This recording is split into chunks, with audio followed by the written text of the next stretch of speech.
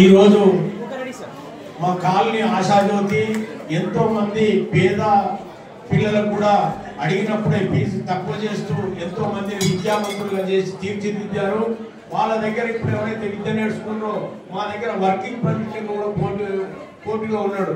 ఎందుకంటే తరాల నుండి వాళ్ళు చేసే సేవ అమోఘము.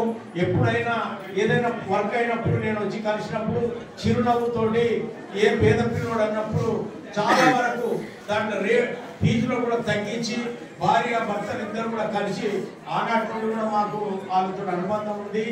ఏ విషయమైనా ఏదైనా టెంపుల్ అయినా కూడా ప్రతి ఒక్కటి కూడా ఈరోజు రమారమి 600-700 మందికి అయ్యప్పలకు అన్నదాన కార్యక్రమాలు కూడా అక్కడ ఏర్పాటు చేశాడు ముత్యంరెడ్డి గారు.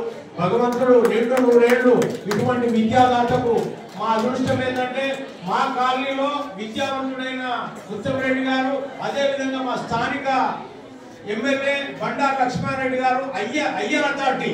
ఎందుకంటే ఇంజనీరింగ్ కాలేజీలలో ఉండడం కూడా మేము చేసుకున్న పుణ్యమే. ఎందుకంటే మా నియోజకవర్గంలో ఈ విధంగా విద్యాదానానికి అండదండలు అందించిన వాళ్ళు ఉన్నారంటే మేమెంతో సంతోషపడుతున్నాం.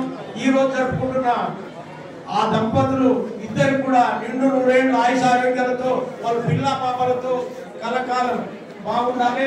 అదేవిధంగా ఎప్పుడైతే మేము అడిగాము వచ్చి అన్న ఇది ఇట్లా సైన్ బోర్డులో ఉన్నప్పుడు మన స్కూల్ కూడా మెన్షన్ చేద్దామంటే యాదగిరి గారు మీరు మంచి ఆలోచన ఉన్నారు, నేను వస్తా.